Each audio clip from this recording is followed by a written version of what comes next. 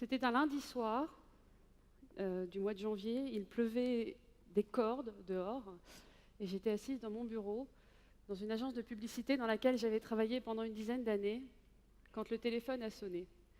Alors pour être très honnête, j'aurais aimé que ce soit le téléphone, un coup de fil de la Française des Jeux m'annonçant que j'avais gagné à l'euro-million. C'était pas ça. C'était néanmoins un cadeau, puisque c'était un coup de fil de deux amis qui me proposaient de les rejoindre dans une aventure entrepreneuriale. Alors j'avoue que sur le coup, j'ai pas dit oui, j'ai pas dit non, j'ai même pas dit peut-être, mais j'ai hésité. Ça tombait à un moment où effectivement j'étais en quête de valeur, en quête de sens, et quelque part il fallait que je change de façon dramatique ce que j'étais en train de faire et la façon dont j'étais en train de vivre. Et je n'avais pas franchement la réponse. Donc il y avait là une piste. Une piste qui pourtant n'était pas tout à fait compatible avec ce qu'on m'avait inculqué toute ma vie. On m'avait expliqué qu'être adulte, on m'avait expliqué que être responsable, c'était avoir une vie de famille, ou en tout cas un entourage qui vous aime et que vous aimez. On m'avait expliqué qu'il fallait avoir une maison, un toit sur sa tête. D'ailleurs, en général, effectivement, on s'endette beaucoup pour avoir cette maison ou ce toit sur sa tête, mais c'est normal. On met une voiture dans le garage. Personnellement, dans ma famille, c'était plutôt les marques allemandes. Et puis, on avait un travail auquel on s'accrochait, pour lequel on ne prenait pas de risques, et on était dans la stabilité. Parce qu'il fallait être dans ce confort, et il fallait contrôler, et il fallait maîtriser. Et c'était ça, la vie d'adulte. Alors j'avais déjà essayé d'un peu de challenger ces principes-là à ma façon. J'avoue que j'ai fait un bac littéraire dans une famille de scientifiques. Ça fait tâche. Je me suis mariée en catimini. Ça fait tâche. Et alors, je crois que le pire, c'est que je roule en scénic et que je vis dans le 9-3. Donc, ça, mes parents ont encore du mal à comprendre. Mais néanmoins, je n'avais pas encore franchi le cap de l'entrepreneuriat et de cette prise de risque phénoménale que ça allait représenter. Et puis finalement, j'en ai parlé avec mon mari qui était quand même directement concerné. Je suis rentrée à la maison, je lui ai exposé le sujet. Il connaissait très bien les deux personnes qui m'avaient fait cette proposition. Il était lui-même en transition professionnelle. Vraiment, en théorie, il aurait dû me dire « t'es folle, faut pas faire ça ». Et il m'a dit « si tu le fais pas, tu vas t'en vouloir toute ta vie, et pire que tout, tu vas m'en vouloir toute ta vie ». Et je pense qu'il savait déjà que j'étais suffisamment difficile à vivre, hein, et il n'avait pas envie que ça s'aggrave avec le temps. Donc en gros, il m'a encouragée. Il m'a encouragée et j'ai plongé dans le bain de l'entrepreneuriat, ne sachant pas vraiment encore ce qu'on allait faire, très sincèrement. Ça m'appelait, mais ce n'était pas encore très clair. J'ai plongé et je ne regrette pas, parce qu'aujourd'hui, ma vie, quand je vais au travail, ça ressemble à ça. Je fais partie de ceux qui aiment le lundi. Il y a souvent des gens qui ont la migraine du dimanche soir. Moi, je suis contente d'aller au boulot le lundi et il n'y a pas que moi, toute l'équipe est comme ça. Et encore, ça, c'est ce que je peux montrer de notre vie d'équipe. Ça, c'est quand on est en pleine énergie haute. Il y a aussi des choses que je n'aurais pas pu vous montrer. Je suis un peu comme Sébastien tout à l'heure. Il y a des films qui ne peuvent pas passer devant cette audience. Voilà, et ce qui nous unit, ce qui nous anime dans cette équipe, on a des rêves, on a des idéaux, on a des valeurs, on a aussi une vraie excellence, une expertise. Je ne dirais pas qu'on a de l'exigence, parce que justement c'est cette exigence, moi, qui m'a contrainte à beaucoup de choses, trop de choses, mais on a de l'excellence et on se fait confiance, c'est une de nos valeurs, un de nos moteurs, et on a du plaisir. Donc je ne regrette pas d'avoir fait ce choix-là. En revanche, confiance et plaisir, c'est des valeurs ou des moteurs qui auraient été difficilement compatibles avec ma vie précédemment. Et la confiance, pour ma part, il n'y a rien de scientifique dans ce que je vais vous dire. Je ne sais pas si c'est dans un bouquin, ça l'est peut-être, c'est juste le fruit de mes observations. La confiance, je la vois en trois piliers. Je dirais même 3 points d'appui. Parce que je fais de la course, je fais du trail, et j'ai appris le week-end dernier que quand on court, il faut avoir des points d'appui. Et bien, c'est vraiment ça. Il y a 3 points d'appui dans la confiance. Il y en a un que vous connaissez bien, c'est la confiance individuelle. C'est important et c'est quand même très difficile à conquérir. C'est un chemin qu'on fait tout le temps et je vais vous raconter mon chemin. Le deuxième point d'appui, c'est la confiance que j'ai en toi, en vous et que vous me faites aussi mutuellement.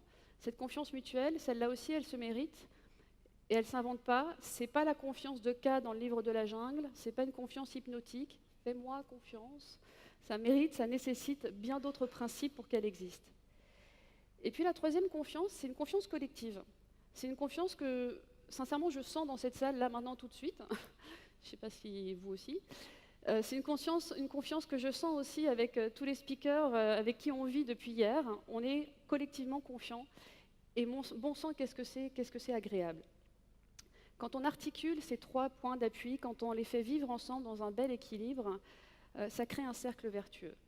Ce cercle vertueux, j'en étais très très loin en 98. Alors 98, pour certains, c'est l'année de la Coupe du Monde. Oui, c'est vrai, la France a gagné la Coupe du Monde en 98. Pour moi, j'ai vécu une année un peu plus particulière. En 98, j'étais au sommet, au summum de ce qu'on appelle l'anorexie. Alors, l'anorexie, quand on donne ce mot, on se dit tout de suite, vous voyez, je pense que vous visualisez peut-être une femme très très maigre, les os saillants, le visage creusé. C'était tout à fait ça, l'image que je donnais de moi. J'étais même un peu pire que ça, c'est-à-dire que j'étais provocante. Provocante parce que j'étais persuadée que ce que j'étais en train de vivre, c'était normal et que c'était comme ça qu'il fallait être. Je pense qu'à l'époque, enfin je pense pas, j'en suis certaine, je n'avais pas du tout intégré cette phrase d'Alexandre Jolien que j'ai découvert récemment et qui dit « La liberté intérieure, c'est quand le regard d'autrui ne vous détermine pas ». J'étais bien loin de ça. J'étais provocante, j'étais fière de cet état et j'étais dans le déni total. La confiance, je n'en avais aucune, ni en moi, ni en les autres, et j'étais même dans le contrôle de tout. Du plaisir, je n'en avais aucun, j'étais dans la frustration. L'anorexie, il ne faut pas se leurrer, c'est une maladie psychiatrique. Alors, je crois qu'il y a des gens qui me connaissent dans la salle, je crois qu'ils vont apprendre aujourd'hui que j'ai été quand même dans un hôpital psychiatrique, ce qu'on appelle un asile. Ce n'est pas toujours valorisant pour moi, mais je suis très fière de le dire. Pour arriver à cet état-là, et je vais vous donner un chiffre qui peut faire peur, au plus bas de la maladie, j'ai pesé 34 kilos. C'est le poids d'un enfant de 12 ans. Mais ça ne me choquait pas, hein. Quand je me voyais dans la glace, je me trouvais parfaitement normale. Je trouvais même que je me trouvais beaucoup plus désirable que toutes les femmes qui m'entouraient. Je ne comprenais pas que j'attire pas autant que les regards que ça. Et quand je les attirais, ce n'était certainement pas pour les bonnes raisons. À l'époque, je me nourrissais très peu, évidemment. Et avec mon côté bourgeoise de droite, j'avais pris à la lettre le mot d'ordre de la campagne de Jacques Chirac en 1995, manger des pommes. Alors je l'avais tellement pris à la lettre que j'ai commencé par manger des pommes et j'ai fini par ne plus manger qu'une pomme par jour. Et c'était 7 pommes par jour qui me séparaient de la mort. Donc j'ai été jusqu'à l'hospitalisation, j'ai été jusqu'à Sainte-Anne. Quand je suis arrivée à l'hôpital, le psychiatre m'a dit « Qu'est-ce que vous voulez, Audrey ? Rassembler votre famille autour de votre cercueil ?» Et j'ai eu un déclic, parce que très sincèrement, pour ma part, en tant qu'anorexique, et peut-être pour beaucoup d'autres jeunes femmes, j'avais pas envie de mourir. On a entendu des histoires de personnes qui ont été confrontées à la mort, on va en entendre d'autres. Moi, j'avais pas envie de mourir. J'étais en train de jouer avec le feu, mais j'étais plutôt débordante de vie, affamée de reconnaissance et passionnée. Et il fallait que je me reconnecte avec moi-même. Donc cette pomme, c'est tout ce qui me séparait de la vie, de la mort. Je suis arrivée à l'hôpital. C'est assez drôle parce qu'à Sainte-Anne, les fenêtres ne s'ouvrent pas. Et finalement, là, je me suis dit que j'étais peut-être un peu moins folle que les autres, c'est que moi, j'avais des fenêtres qui ne s'ouvraient pas, mais dans d'autres services, ils avaient des fenêtres qui ne s'ouvraient pas et en plus, ils avaient des barreaux. Donc je me suis dit qu'il y avait quand même une hiérarchie dans la folie et que je n'étais pas encore au niveau le plus élevé. Il y avait encore du chemin. J'ai passé 4 mois à l'hôpital. 4 mois pour rétablir mon corps. Parce que c'était ça l'urgence. Je n'ai pas encore soigné ma tête, j'ai rétabli mon corps à cette époque. J'ai rétabli mon corps et tous les jours je devais manger, j'avais des contrats, voilà, et j'ai pris 20 kilos en 4 mois, sans être enceinte. Et c'était ça mon contrat. Dans l'hospitalisation, on m'a isolée. Moi dont le moteur, la came, si je puis dire, c'est d'être en relation avec les autres, et ce qui m'avait amené à cet état-là, c'était certainement une hyper-empathie. On m'a isolée, on m'a mis seule dans une chambre, et j'étais déconnectée du reste du monde. J'ai eu 3 compagnons d'isolement. Le premier, c'était un carnet de notes. Vous savez, c'est ce carnet qu'on a tous. Et ce carnet de notes, il avait pour but de enfin poser mes pensées par écrit, parce que, au fond, dans la frustration que je m'imposais, dans le contrôle que j'imposais, je me servais de tout ça comme interrupteur à penser. Je m'interdisais de réfléchir, je m'interdisais de penser, et mon corps servait aussi de vecteur de ma frustration et d'expression de mon mal-être. Et donc j'avais mon carnet qui ne me quittait pas. Le deuxième compagnon d'isolement que j'ai eu, c'était une radio pour rester un peu connectée au monde extérieur. Et puis alors, dans l'ironie quand même, j'y ai repensé l'autre fois, l'émission que j'écoutais le plus, c'était celle de Jean-Luc Petit-Renaud sur la bouffe. J'étais bien dit que j'étais pas encore soignée, mais bon, voilà, c'était l'émission que j'écoutais le plus. Ça me permettait de me reconnecter quand même un peu aussi à autre chose que ma maladie, puisque j'étais tellement centrée et obsédée par la nourriture qu'il n'y avait rien d'autre qui m'intéressait. Et donc cette radio était là. Et puis le dernier compagnon d'isolement que je n'ai jamais retouché depuis que je suis ressortie de l'hôpital, parce que franchement, ça m'a pas éclaté, mais ça me servait à pas réfléchir, c'était du point de croix. Et j'ai fait des points de croix, comme j'en avais jamais fait de ma vie, comme j'en ai jamais refait. J'ai essayé après, mais ça a été un fiasco. C'est ce qui permettait de centrer mon attention, de capter mon attention et pas d'être dans l'hyperactivité, de pas être dans le mouvement. Je suis très fière de ce que j'ai vécu pendant ces 4 mois. Je suis très très fière parce que ça m'a permis de me reconnecter à moi. Je suis très très fière parce que je suis allée au bout d'un processus d'hospitalisation dont malheureusement peu de femmes suivent jusqu'au bout. Il y en a beaucoup qui sortent avant la fin du processus parce que c'est entre guillemets plus facile de rester dans sa maladie que d'essayer d'en sortir.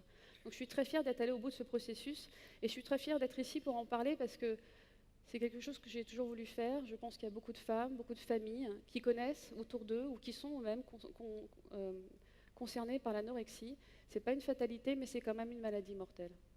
Donc il ne faut pas l'oublier, il faut accompagner ces jeunes femmes et ces jeunes hommes, parce qu'il y en a, il faut les accompagner et il faut les écouter. Derrière ce mal-être, il y a de la vie. Alors quand même plus joyeusement, un peu plus tard, je suis sortie de l'hôpital et mon mari, dont j'ai parlé tout à l'heure, je l'ai rencontré 4 mois après. Il vient d'une famille de garçons, et puis de cette famille de garçons... chez eux, la nourriture, c'est normal. Je lui ai raconté d'où je venais, il n'a pas eu peur, il est resté, et tant mieux. Et grâce à lui, j'ai fondé une famille. J'ai été enceinte, et je suis passée de l'état de petite fille enfermée dans un corps de femme à un état de femme donnant naissance à une petite fille. Moi qui avais lutté ardemment pour le vide, je voulais ressentir le vide en moi. Là, il y avait un être qui grandissait, c'était magique. Je ne me suis jamais sentie aussi plantureuse et sexy qu'à cette époque. Je trouvais ça génial. Et j'ai donné naissance à une fille et puis à une deuxième petite fille. Dans le chemin vers la confiance aussi, mes petites filles, et je pense que pour tous les parents qui sont là, c'est aussi une vraie démonstration de la confiance qu'ils nous accordent et que nous leur accordons. Tous les jours, j'apprends à considérer mes enfants comme non pas encore des adultes, parce qu'elles ne le sont pas, mais comme des personnes qui savent aussi faire des choses sans moi et à leur faire confiance. Bon sang que c'est dur.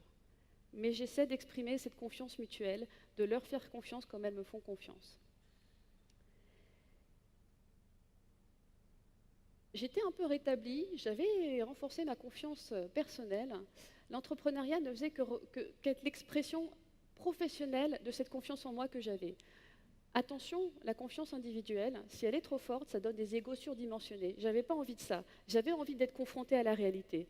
Alors j'ai choisi de plonger dans l'entrepreneuriat avec mes 2 associés, parce qu'avec eux, on est 3. Il faut 3 points pour faire un équilibre en géométrie. Moi, je crois qu'il faut 3 points pour faire un équilibre en plein de choses.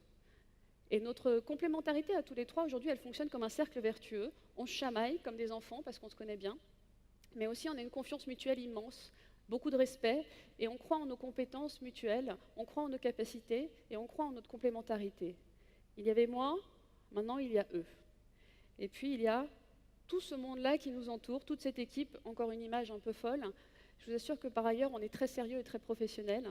Mais voilà, on a du plaisir à être ensemble, on a du plaisir à s'exprimer, on a du plaisir à partager, on a du plaisir et de la confiance mutuelle.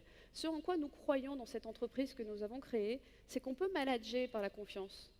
Si la plupart de nos organisations sont malades, c'est parce que la confiance n'y règne pas, ou pas suffisamment, ou pas au bon endroit. Elle n'y règne pas suffisamment et pas au bon endroit, parce que la confiance individuelle parfois est surdimensionnée. Trop de confiance tue la confiance, j'ai un ego surdimensionné, je vais écraser les autres pour y arriver. Il faut savoir conjuguer tout ça. Et cette confiance individuelle, elle se conjugue avec celle qui est mutuelle. Ça se mérite, la confiance mutuelle. Et ça ne se juge pas que sur des résultats sonnants et trébuchants. C'est de la relation, c'est de l'empathie, c'est de l'écoute. Je gagne ma confiance et je gagnerai la tienne. Ça ne se décrète pas et ça prend du temps. Et la confiance collective, c'est aussi bien croire qu'une organisation, votre entreprise, va y arriver, que tous ensemble nous allons y arriver. On a trop tendance à la gommer. Il y a la force du collectif. Nous, on dit souvent, c'est un proverbe que je qualifie de africano-québécois, parce que je l'ai entendu d'un Québécois, mais il paraît que c'est africain. On dit seul on va plus vite, ensemble on va plus loin. Oui, seul on va plus vite, c'est vrai. Si je suis compétent et confiant, je peux aller très vite tout seul, mais probablement pas dans la bonne direction. Si ensemble on veut aller plus loin, il faut construire les relations de confiance, il faut aussi prendre le temps, accepter d'avoir le sentiment d'en perdre parfois pour avancer. Nous sommes dans un environnement incertain, et je pense que mes speakers précédents, mes amis l'ont dit bien mieux que moi, l'incertitude est parmi nous. Joël de René a écrit un livre qui s'appelle « Surfer la vie ». On surfe sur l'incertitude, on ne peut pas lutter contre. Mais pour surfer sur l'incertitude, la meilleure façon d'après moi, et l'une des meilleures façons d'après moi d'y arriver, c'est de travailler sur cet équilibre, ces 3 piliers de la confiance, être sur cet équilibre, les coordonner, les conjuguer, pour en faire un cercle vertueux. En faisant un cercle vertueux, c'est comme ça que vous pourrez avoir confiance en l'avenir. Je ne suis pas devin, vous n'êtes pas devin. Il paraît que les meilleurs économistes peuvent prédire environ à peu près à 15 jours. Donc on est de toute façon dans l'incertitude, qu'on le veuille ou non. On ne peut rien contrôler, il faut laisser faire. Pour laisser faire, il faut s'aligner sur sa confiance individuelle, essayer de créer une confiance mutuelle et ensemble avancer pour une confiance collective. Comme ça, dans l'incertitude, on pourra construire des entreprises, on pourra construire des organisations, on pourra construire une société plus durable et meilleure. Je vous remercie.